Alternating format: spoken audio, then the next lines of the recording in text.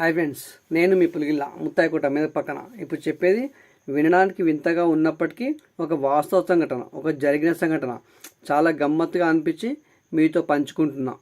మా ఫ్రెండ్ ఒక ఆయన ఫ్రెండ్కు ఒక 50,000 రూపాయలు అప్పించిండు. సంవత్సరాలు గడిచిపోతుంది, 2 ఏళ్ళు 3 ఏళ్ళు అయిందంట. ఎంత అడిగినా ఇస్తలేట. అప్పుడు మా ఫ్రెండ్ ఏం చేసినంటే నాతో పాటు ఇంకో 4 కలుపుకొని తోలుకొని పోయిండు, ఒకసారి గట్టిగా అడుగుదాంపా అని చెప్పి. అడిగిపోయినాక సరే మా దాంట్లో ఉన్నాడు కూడా అడిగిండు, అరే బాబు మా దగ్గర డబ్బులు ఇచ్చినట, 50,000 ఇచ్చినట, 2-3 సంవత్సరాల తింపుకుంటున్నాట, ఎంత అడిగినా ఇస్తలేవాట, ఏం సంగతి అని చెప్పి. దానికి ఆ అబ్బాయి ఏం చెప్పిండంటే, ఇస్తాను నన్ను, నేను తీసుకున్నమాట వాస్తవమే, కరెక్ట్, నేను అబద్ధం ఆడతలేను, ఇస్తా, కానీ ఇప్పుడు లేవు నా దగ్గర, ఉన్నప్పుడు ఇస్తా అని చెప్పిండు. దానికి మావాడు ఏమన్నాడంటే, అట్లా కాదు, ఖచ్చితంగా ఇప్పుడు కావాలి మావానికి పైసలు, ఖచ్చితంగా నువ్వు ఇప్పుడు ఇవ్వాలన్నాడు.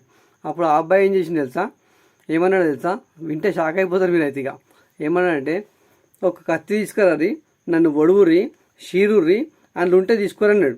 ఒక్కసారి అందరు షాక్ అయిపోద్ది చెప్పి, ఇక అరే వీడేం అలా గిట్లా మాట్లాడుతున్నాను చెప్పి. సరే దాన్ని విన్నారు. కొద్దిసేపు అయినాక మళ్ళీ అని బెదిరించారు, అరే అట్లా కాదురా బాబు, తీసుకుంటప్పుడు ఎట్లా తీసుకున్నామో అట్లనే తెచ్చేయాలని చెప్పారు. సరే ఇప్పుడు తర్వాత దగ్గర లేవన్నాడు, తర్వాత ఇస్తా అన్నాడు. సరే లాస్ట్కి వస్తే ఏం చేసారు, ఇక వీడు వీటితో అయ్యట్లేదని చెప్పి సరే ఒక డేట్ తీసుకురు. ఆ డేట్ తర్వాత ఇస్తారా ఇవ్వాలని సంగతి తర్వాత.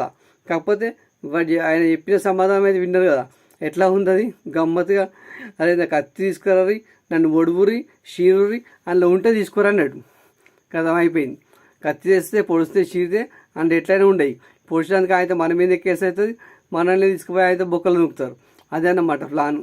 కాకపోతే అతను ప్లాన్తోనే మనలేడు కానీ, ఫన్నీగానే అన్నాడు కానీ, జోక్గానే అన్నాడు కానీ, ఇక డబ్బులు లేవు కనుక ఏం సమాధానం చెప్పాలో తెలియక అట్లా అన్నట్టుండు. కాకపోతే వినడానికి మాత్రం ఎంత వింతగా ఉండదని ఎవరైనా అంటారా అట్లా.